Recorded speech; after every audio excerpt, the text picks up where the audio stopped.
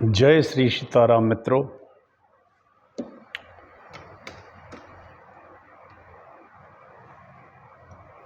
श्रद्धालु सनातन प्रेमी बंधुओं, वंदनीय मातृशक्ति, वंदनीय गुरुजन एवं संपूर्ण देशवासियों, सभी को मैं टीकमगढ़ मध्य प्रदेश से डॉक्टर राजेंद्र मिश्रा प्रणाम करता हूँ। आइए सभी लोग विष्णु महापुराण को सुने। अब विष्णु महापुराण की कथा अपने पूर्णता की ओर है। 6वां अंश चल रहा है जो छोटा सा है। 5वां अंश विस्तार से था जो मैंने कह दिया है। ये अद्भुत कथा पाराशर जी ने कही है, जो कि व्यास जी के पिताजी थे। हम सब मानसिक रूप से आइए इस कथा में चलें और सुने। मेरा YouTube पर चैनल है हरि बोल डॉक्टर राजेंद्र मिश्रा। आप सभी उसको खोलकर हमारे पिछले 3 वर्ष से अधिक से मैं निरंतर पुराण एक कहता हूँ, उसके बाद दूसरा, इस तरह मेरा 6वां पुराण चल रहा है। आप लोग मेरे पिछले वीडियो देख सकते हैं और देखते हो अगर तो सब्सक्राइब करिए और साथ में जोड़िए। और सनातन की जानकारी सभी को होना चाहिए। हमारे 18 पुराण हैं, 4 वेद हैं, 6 शास्त्र हैं, न्याय शास्त्र इत्यादि हैं। तो हमारे 18 पुराणों में विष्णु महापुराण तीसरे क्रम पर आता है। मित्रों, बड़ी सुंदर लीलाओं से भरा पड़ा है। भक्ति, ज्ञान और वैराग्य, ये तीनों का सम्मिलित इसमें ज्ञान है। आइए अब हम छोटा सा मंगलाचरण करते हैं, इसके बाद कथा को आगे बढ़ाते हैं। नमोस्तु रामाय सा लक्ष्मणाय देव्यै च तस्यै जनकात्मजायै। नमोस्तु रुद्रेन्द्रयमानिलेभ्यो नमोस्तु चंद्राग्नि मरुद्गणेभ्यः। अखंडमंडलाकारं व्याप्तं येन चराचरं तत्पदं दर्शितं येन तस्मै श्रीगुरुवे नमः। वक्रतुंड महाकाय सूर्यकोटि समप्रभा निर्विघ्नं कुरु मे देव सर्वकार्येषु सर्वदा। भवानी शंकरौ वंदे श्रद्धा विश्वासरूपिणौ। याभ्यां विना न पश्यन्ति सिद्धा स्वान्तास्तमश्वरम्। नारायणं नमस्कृत्य नरं चैव नरोत्तमं देवीं सरस्वतीं व्यासं ततो जयमुदीरयेत्। ओम नमो देव्यै महादेव्यै शिवायै। सततं नमः नमः प्रकृतये भद्रायै नीताः प्रणताः सन्ताम्। तुलसीदास के पद कमल बारंबार मनाए, गुण गावहु श्री राम के हनुमत होई सहाय। भक्त भक्ति भगवंत गुरु चतुर नाम बपु एक, जिनके तिनके पद बंदन करो नासत विघ्न अनेक। अयोध्या मथुरा माया काशी कांची अवंतिका, पुरी द्वारावती गेयः सप्तैता मोक्षदायका। विश्वनाथ ममनाथ पुरारी त्रिभुवन महिमा विदित तुम्हारी। चर अरु अचर नाग नर देवा सकल करें पद पंकज सेवा। भस्म संदिग्ध सर्वांगो रुद्राक्षाभरणान्वितः, शिव शंकर सर्वात्मन श्री मातर जगदम्बिके। इस सारे ब्रह्मांड के पिता भगवान शिव ही हैं और माता जगदम्बा है। और ये पुराण भगवान शिव को बड़ा प्रिय है। यथार्थ में एक ही तत्व कई रूपों में भासता है। भाई शिव तत्व विष्णु और कृष्ण और राम है, शिव तो है ही। और इनकी सबकी मूल जननी है माता जगदम्बा, जिनके छोटे छोटे से अंशों में सभी अवतार आते रहते हैं। यही सबसे बड़ी बात है जो इस पुराण में है। आइए, 6वें अंश का प्रथम अध्याय शुरू हो गया था कल। कृष्ण भगवान का गोलोक धाम की कथा हम कह चुके हैं। अब कली धर्म का निरूपण है।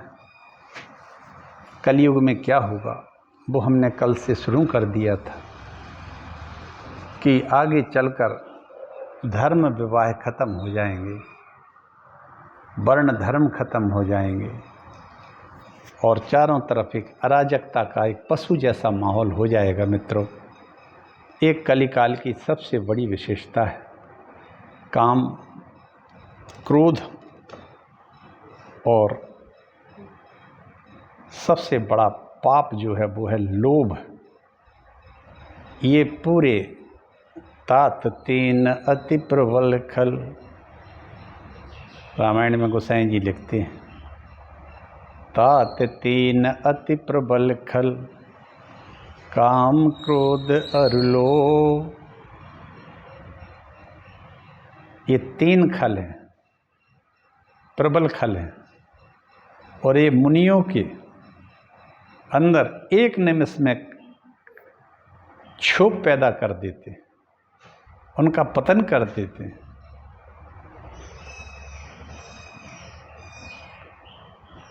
मुनियों को काम क्रोध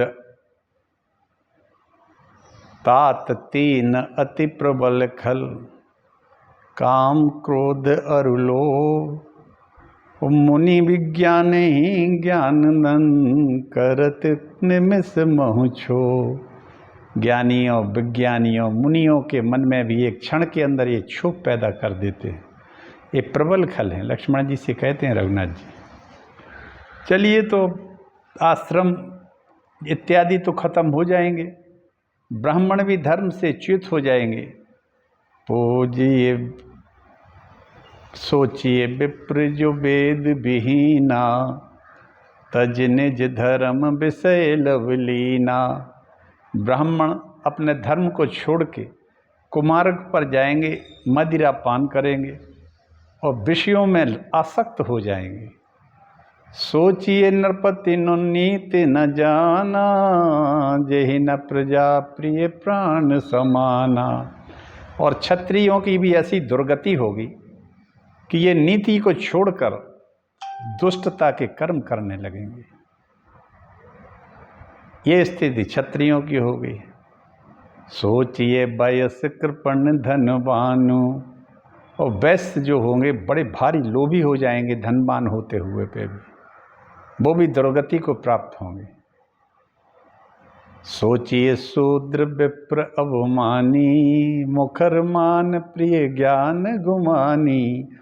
और जितने शूद्र वगैरह हैं ये सभी ज्ञानी हो जाएंगे, ये धर्म पथ चलाएंगे, मत चलाएंगे और ये ब्राह्मण ध्वजों की, तपस्वियों साधुओं की बड़ी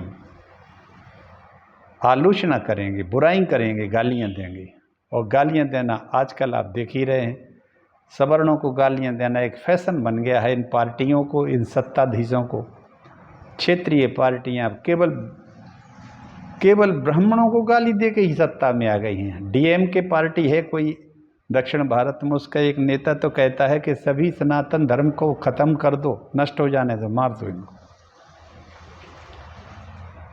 ऐसे ऐसे लोग बात करने लगेंगे। चलिए, तो वो कहते हैं पराशर जी मैत्रेय, भूत प्रेत मसान आदि देवता हो जाएंगे। अब आप आजकल देखते ही होंगे कई साधुओं को, वो हर आदमी में भूत बताते हैं कि तेरे अंदर भूत लगा है, इसमें चुड़ैल घुसी है, उसमें पुड़ैल घुसी है, इसमें गांव का घटोरिया घुसा है और इसमें वो इमली वाले नीचे पेड़ से निकली थी, वहाँ उसके ऊपर एक रहती है वो लगी है। और महिलाएं भी डांस करने लगती हैं बालों को खोलकर। ये कहीं कुछ नहीं होता है, ये अवचेतन मन की अवधारणा भर है। क्यों? क्योंकि परब्रह्म परमात्मा श्री कृष्ण से जो प्रेम नहीं करता, जो भगवान शंकर पार्वती से प्रेम नहीं करता, तो वो इन भूत प्रेत वाले इन बाबाओं के यहाँ चला जाता है। अभी एक कोई मिश्रा जी हैं, वो तो कहते हैं कि शक्कर चढ़ा दो शिव जी के ऊपर, डायबिटीज खत्म हो जाएगी। अरे धन्य है भैया, मैंने अभी से महापुराण पूरा कहा है, हमें कहीं नहीं ही मिला। पूरे पुराण में मैं ढूंढता रहा, कि ये टोटके कहाँ लिखे हैं भाई? 2-4 टोटके मैं ही बता दूं लोगों को। मैं 40 वर्ष शासकीय अधिकारी रहने के बाद, डॉक्टर रहने के बाद रिटायर हो गया हूँ, तो मैं भी किसी को बता दूं। कम से कम नौकरी में नहीं बता पाया तो अब बता दूं, 2-4 गप सप हम भी ठोक दें, किसी का भला होता हो तो। किसी पेड़ के नीचे दिया जला दो, धनवान हो जाओगे। बिल्व पत्र पर शक्कर रख के शिव जी के ऊपर चढ़ा के उसका जल पी लो तो डायबिटीज ठीक हो जाएगी। अरे ऐसी भ्रामक बातों को सीधी सादी जनता को मत सुनाओ। ये जनता कुछ जानती नहीं है। ये तो तुम्हारे तिलक और स्वरूप का आदर कर रही है कि व्यास गद्दी पर बैठी हो। व्यास गद्दी पर बैठ के ये काली नेमी जैसी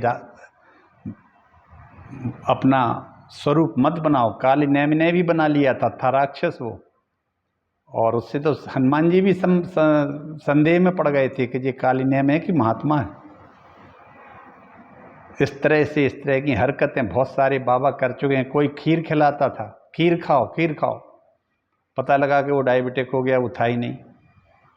किसी को केला खिलाओ, बंदरों को केला खिलाओ, चींटियों को शक्कर खिलाओ। इस तरह की हरकतें कर करके देश की जनता को गुमराह नहीं करना चाहिए। अभी एक कोई बाबा और प्रकट हो गया, वो कहता हम सबके अवतार हैं, सभी देवता हमारे अवतार का अवतार में हूँ, मेरी चरण रज लो। और उसमें सैकड़ों लोग मर गए, 112 तो महिलाएं ही मरी। हाथरस की घटना है, ये अभी ताजी है। चलिए तो आगे बढ़ते हैं। कलयुग में अल्प धन से ही लोगों को धनाढ्य का गर्व हो जाएगा। थोड़ा बहुत पैसा होगा नहीं कि वो अहंकारी हो जाएगा, मैं तो बड़ा धनवान हूँ। और केसों से ही स्त्रियों की सुंदरता का अभिमान हो जाएगा। महिलाएं पैसे तो चोटी बांधती हैं, लेकिन अब एक हो जाएगा, वो कहिए अब ये पुराण की रचना पाराशर जी ने की है, और पाराशर जी को कितने युग पहले कह गए हैं कि चोटियां बांधना बंद कर देंगी। अब आप देखते हैं आप, एक केवल पुरानी महिलाएं ही चोटी बांधती हैं, नई महिलाएं तो अब चोटी बांधना बंद कर दिया, बिखरे बालों को लिए घूमती हैं जैसे चुड़ैलें घूमती हूँ। उस समय सुवर्ण मणि रत्न वस्त्रों के क्षीण हो जाने से स्त्रियां केश कलापों में ही अपने को विभूषित करेंगी। और ये आजकल जो ये चल रहे हैं जी ब्यूटी पार्लर पर जाने लगेंगे अपना स्वरूप अच्छा बनाने के लिए। काली हो तो उसको गोरा होना है, गोरे को और गोरा होना है। कलयुग में धनवान पुरुष ही स्त्रियों का पति होगा।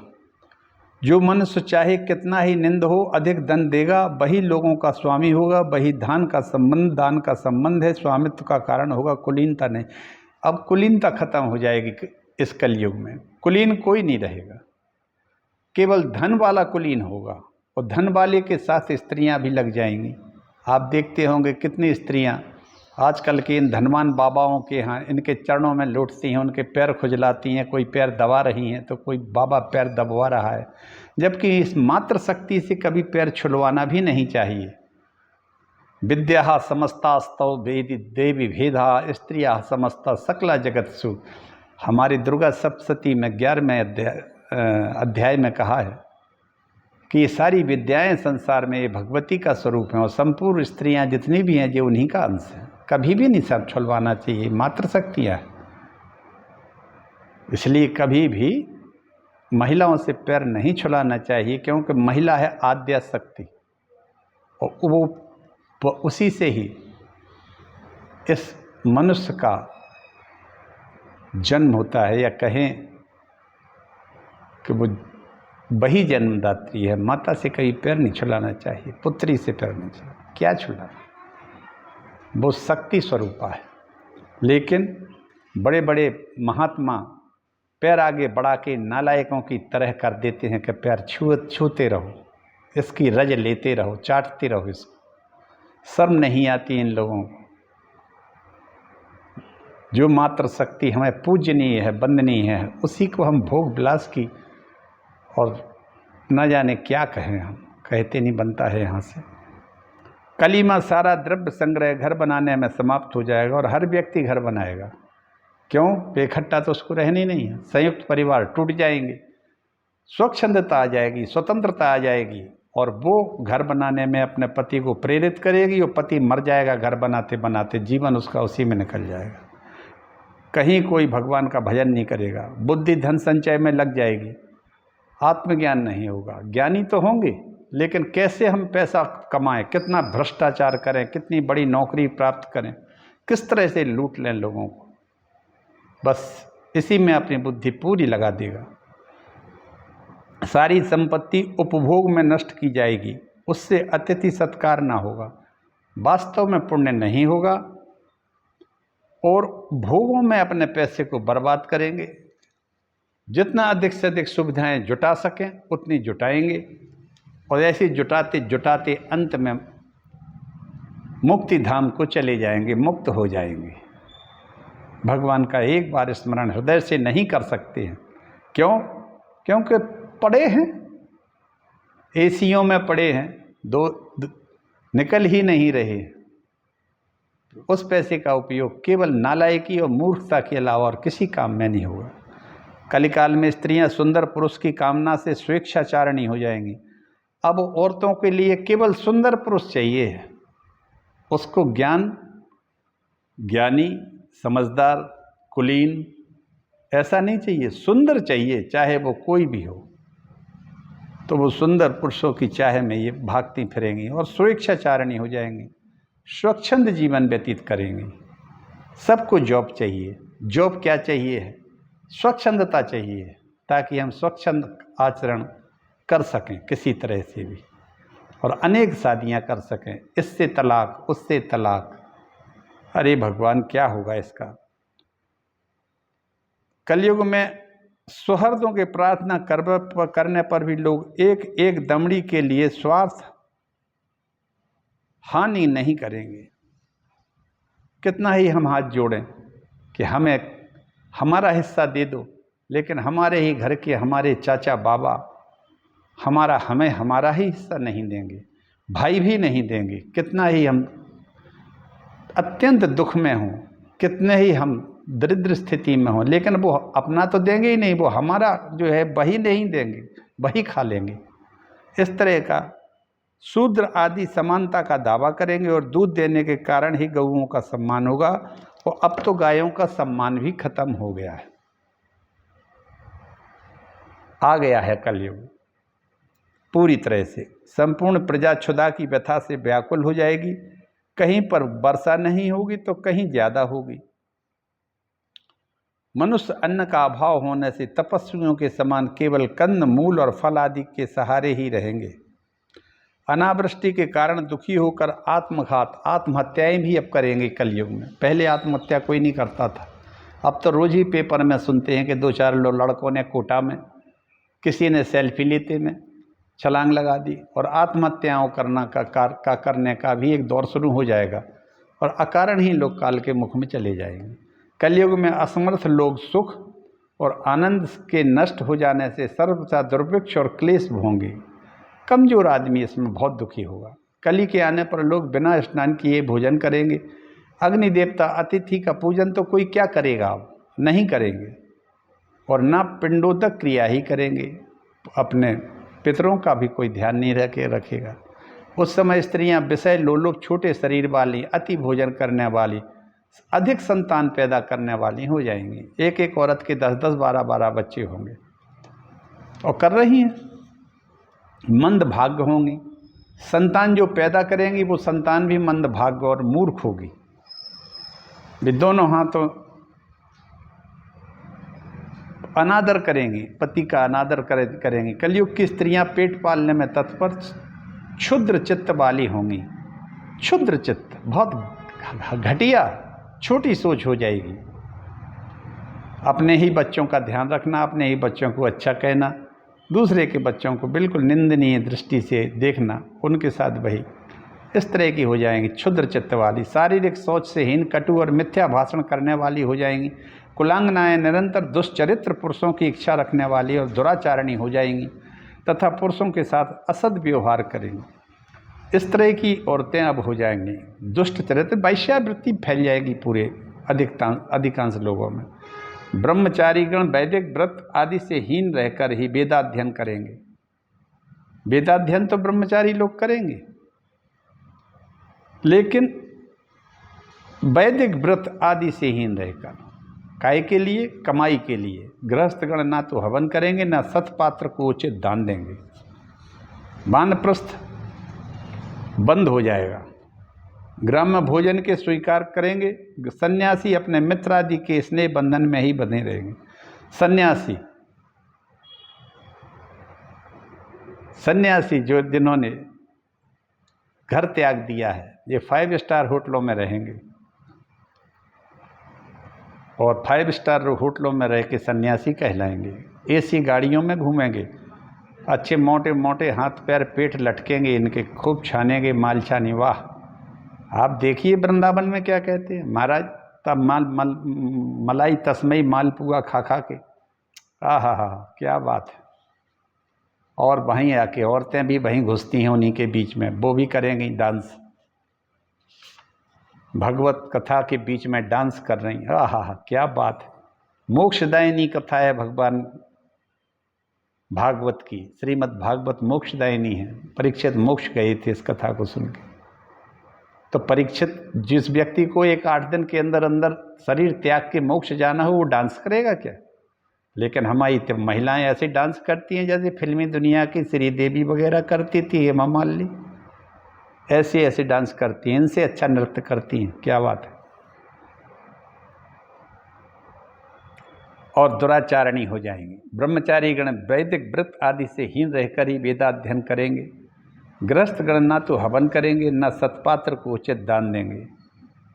कलयुग के आने पर राजा प्रजा की रक्षा नहीं करेगा, भाग जाएगा। पहले राजा लड़ते थे, मर जाते थे, खप जाते थे युद्ध करते हुए, लेकिन भागते नहीं थे प्रजा को छोड़कर, क्योंकि प्रजा उसकी पुत्र जैसी होती थी, संतान होती थी। आज के राजा अपना प्राण बचा के भाग जाते हैं, दूसरे देशों में शरण लेते हैं और अपने अनुयायियों को मरने के लिए छोड़ देते हैं, जैसा अभी अभी हम देख रहे हैं। आवामी लीग के 29 राजनेता मार दिए गए, सैकड़ों हिंदुओं को मार डाला है। अब जब भाग जाओगे, सेना तुम्हारी रहेगी नहीं, तो क्या करोगे? एक अक्षम, इतने अक्षम राजा हो जाएंगे। वैसे भी ये मौनकों की सत्ता चल रही है, जो 1090 वर्ष चलना है अभी। मौनकों का मतलब है प्रजातंत्र। कोई इसमें जवाबदार नहीं है, कोई भी भाग सकता है कहीं भी, जवाबदेह नहीं होता है। अभी मैंने पिछले अध्याय में कहा था कि पराशर जी ने कहा कि कलयुग में इतने इतने वर्ष की सत्ता रहेगी, इतने दिन तक राजपूतों का सफाया हो जाएगा। इसके बाद तुर्क आ जाएंगे, मुग़ल आ जाएंगे, यवन आ जाएंगे, उसके बाद गुरंड यानी अंग्रेज आ जाएंगे, उसके बाद मौनकों की सत्ता आ जाएगी, माने प्रजातंत्र आ जाएगा। एक मौन सत्ता चल रही है, इसमें कोई जवाबदेही नहीं है किसी के पास। भाग जाते हैं छोड़ के, अपना धन बटोरा और ले वो चले गए। अब वहाँ अराजकता फैल गई तो जो बड़ा ग्रुप होगा वो छोटे ग्रुप को मार डालेगा। और सनातन धर्मी इसीलिए मर रहे हैं। हमारी सरकारें भी चुप बैठी हैं। 1 करोड़ का जब देश अपने ही सनातन धर्मियों की, अपने ही देश का एक टुकड़ा छोटा सा है, उसमें उसकी रक्षा नहीं कर पा रही और मारे जा रहे हैं, लगातार मारे जा रहे हैं। मंदिरों का विध्वंस हो रहा है, मूर्तियाँ तोड़ के रोड पे फेंकी जा रही हैं। इस तरह से कलयुग का निरूपण इन्होंने आज करोड़ों वर्ष पहले कह दिया था, हजारों वर्ष। कलयुग के आने पर राजा लोग प्रजा की रक्षा नहीं करेंगे, बल्कि कर लेने के बहाने प्रजा का धन छीनेंगे। और टैक्स लगाओ, और टैक्स लगाओ, इतने टैक्स लगाओ कि रोड पे चलना ही मुश्किल हो जाए। रोड पे टैक्स लगाओ, टोल टैक्स लगाओ। एक एक प्रांत में 150 टोल टैक्स लग रहे हैं। राजस्थान में सबसे ज़्यादा टोल टैक्स है। इतना कर तो लगा ही रहा है। मोटरसाइकिल, जीप, कार, ट्रक, जितने भी वाहन हम खरीदते हैं, एक साथ पूरा टैक्स जमा हो जाता है और इसके बाद फिर टोल टैक्स शुरू हो जाता है। यहाँ कुंडेश्वर से आगे चल दो तो टोल टैक्स शुरू हो जाता है और फिर सीधे कहीं भी जाओ आपको रास्ता भर टोल टैक्स देना पड़ेगा। तो फिर वो टैक्स का जमा कराया आपने लाइफ टाइम। इस तरह से किसी अनेक तरह से टैक्स लगाओ, इनकम टैक्स लगाओ, और इनकम टैक्स लगा के छीनो पैसा, उसको प्रजा को गरीब किए रहो और परेशान करे रहो, प्रजा का धन छीनते रहो। यही हमारे ये मंत्रीगण कर रहे हैं, ये सरकारें कर रही हैं। उस समय जिस जिसके पास बहुत से हाथी घोड़े और रथ होंगे वही राजा होगा। वैश्यगण वाणिज्य कर्मों को छोड़कर शिल्पकारी आदि से निर्वाह करेंगे। लगभग सभी लोग शूद्र की वृत्तियों में लग जाएंगे। चारों वर्ण में एक ही वर्ण बचेगा और उसका नाम है शूद्र वर्ण। शूद्र वर्ण में सब लोग चले जाएंगे और शूद्रों जैसी हरकतें करेंगे और शूद्र वर्णों के काम करेंगे, चाहे वो ब्राह्मण हो, चाहे क्षत्रिय हो, चाहे वैश्य या शूद्र, सब एक ही जात के हो जाएंगे और वो जाति रहेगी शूद्र वर्ण की। आश्रम के चिन्ह से रहित अधम शूद्रगण संन्यास लेकर भिक्षावृत्ति के तत्पर, और शूद्र सन्यासियों जैसे हो जाएंगे। वो पीले कपड़े पहन के भिक्षावृत्ति में करेंगे और पाखंड की बातें करने लगेंगे, आश्रय करे ले लेंगे। प्रजाजन दुर्भिक्ष और कर की पीड़ा से उपद्रव युक्त और दुखित होकर देशों में चले जाएंगे जहाँ गेहूँ और जौ की अधिकता हो। उस समय वेद मार्ग लोप हो जाएगा। मनुष्यों में पाखंड की प्रचुरता और अधर्म की वृद्धि हो जाने से प्रजा की आयु अल्प हो जाएगी। पूरा समाज पाखंडी हो जाएगा धीरे धीरे। सैकड़ों कबीले बन जाएंगे कि ये इस धर्म का, ये इस धर्म का, ये इस बापू का, ये इस बापू का, एक इस बापू का। बहुत सारे बापू हो जाएंगे, ना जाने कितने बापू इस देश में धर्म प्रचार करने लगेंगे और प्रजा की आयु कम हो जाएगी। क्योंकि पुण्य जब क्षीण हो जाता है और पाप बढ़ जाते हैं तो प्रजा की आयु कम हो जाती है। राजा जब कायर हो जाकर भागने लगे, अरे मरना तो है ही, तो वहीं लड़के वहीं अपनी प्रजा के साथ रहो ना, मरना होगा, मर जाएंगे। ऐसी कौन सी जगह है जहाँ आप अमर रहोगे? ना घर में अमर रहोगे, ना बाहर रहोगे, ना अस्पताल में रहोगे, ना हॉस्पिटल में रहोगे, कहीं अमर नहीं होगे। जब आयु पूरी होगी चले जाओगे। और कली में 5, 6 अथवा 7 वर्ष की स्त्री और 8, 9 या 10 वर्ष के पुरुषों की संतान उत्पन्न होने लगेगी। कलिकाल में एक विशेष बात आ जाती है मित्रों, 6 से 7 वर्ष की स्त्रियां सहवास में लगाई जाएंगी और उनसे संतान उत्पन्न होने लगी। 12 वर्ष की अवस्था में ही लोगों के बाल पकने लगेंगे। कोई भी व्यक्ति 20 वर्ष से अधिक जीव, अधिकतम कलयुग में आयु 22 वर्ष की है। 22 वर्ष में पूरी आयु प्राप्त हो जाएगी, बुढ़ा हो जाएगा और वो मर भी जाएगा जब कलयुग अपने पूरे ऊपर आ जाए, अपने अंतिम पड़ाव पर होगा। हे मैत्रेय, जब जब धर्म की अधिक हानि दिखलाई दे तभी तभी बुद्धिमान मनुष्य को कलयुग की वृद्धि का अनुमान कर लेना चाहिए।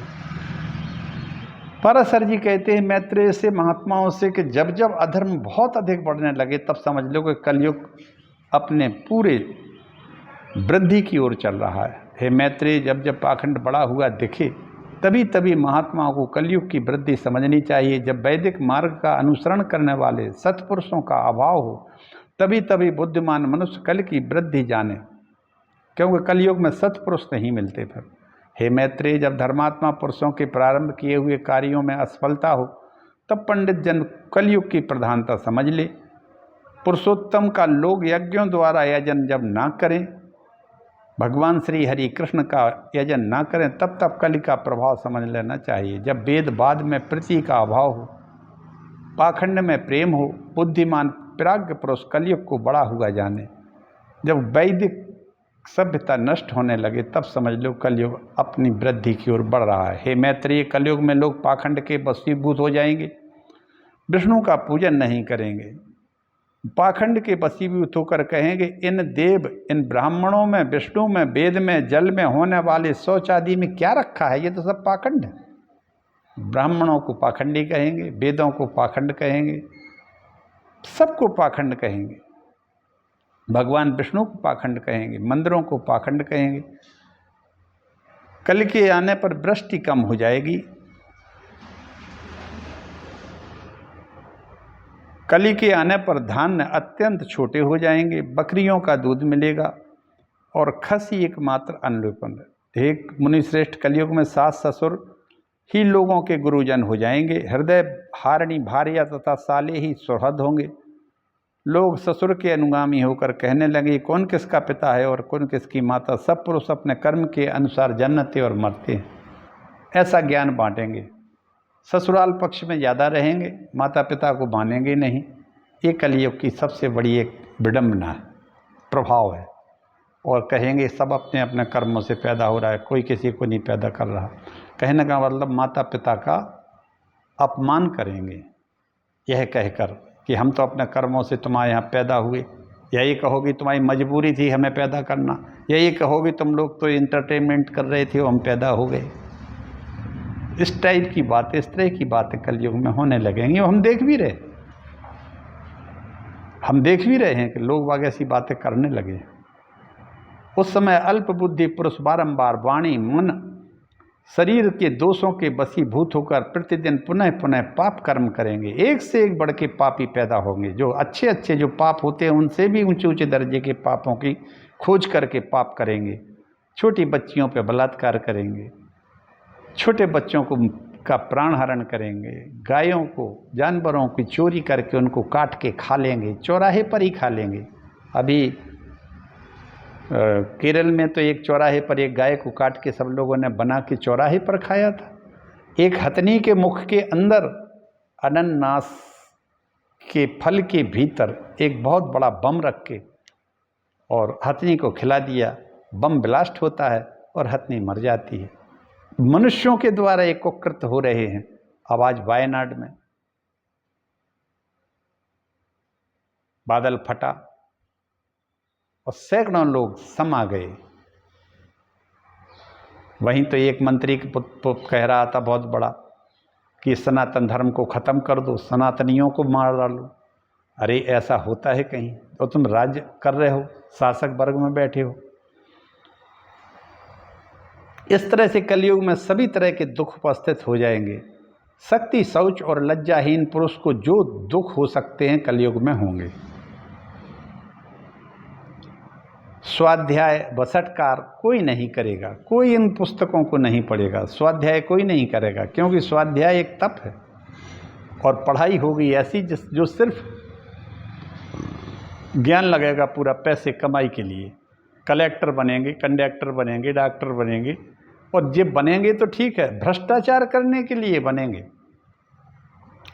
किंतु मनुष्य कलयुग में मनुष्य थोड़ा सा प्रयत्न करेगा, करने से जो अत्यंत उत्तम पुण्य राशि प्राप्त करता है वही सतयुग में महान तपस्या से प्राप्त किया जा सकता है। अब पाराशर जी कहते हैं कि इतने सब दुष्टताएं कलयुग में होंगी और अब होने भी लगी हैं। लेकिन मित्रों, इस कलयुग में उन्होंने कहा कि इसके बावजूद भी जो व्यक्ति भगवान का स्मरण करेगा, राम जी का स्मरण करेगा, कृष्ण भगवान का हरे राम राम राम हरे हरे, हरे कृष्ण कृष्ण कृष्ण हरे हरे, ओम नमः शिवाय, ओम नमः शिवाय, ओम नमः शिवाय। वाह! इस तरह से कहने का मतलब जो भगवान का स्मरण करेगा, भजन करेगा, जितना भी कर लेगा तो उसको उसका फल तुरंत मिल जाएगा। ये कलयुग की एक यही बात सबसे अच्छी है कि कम उम्र होने के बावजूद कम समय में ही जितना जो कुछ भी अच्छा काम कर ले भगवान के स्मरण में निस्वार्थ होकर। प्रथम भगति संतन कर संगा, राम जी सबरी से कहते हैं संतों का साथ करना। सबरी 9 भक्ति देते हैं। अरण्य कांड में राम गीता के नाम से जानते हैं लोग। ज़रूर आप लोग पढ़िए मित्रों, क्योंकि रामायण हम जब सब ये चीज़ें बहुत विस्तृत नहीं पढ़ सकते हैं तो रामायण को ज़रूर पढ़ लीजिए, क्योंकि रामायण में गोसाई तुलसीदास जी ने बहुत सबको लिख डाला है। और बड़ी सुंदर गायन में भी है, चौपाई दोहा में आप पढ़ के उससे सब कुछ प्राप्त कर सकते हैं भगवान की। तुलसीदास अनायास राम पद पाए ही प्रेम पसाऊ। गोसाई जी जो कहते हैं कि अनायासी का और रघुनाथ जी का पद मिल जाए आपको। कलयुग है जो सतयुग में बड़ी तपस्या करके मिलता है, वही कलयुग में कम तपस्या करके भी मिल जाएगा। यही इस युग की सबसे विलक्षण बात है। इसी के साथ मित्रों मैं अपनी वाणी को विराम देता हूँ, समय भी हो गया है और आप सबका कल्याण हो। बोलिए भगवान विष्णु भगवान की जय, लक्ष्मी नारायण भगवान की जय। हर हर हर महादेव।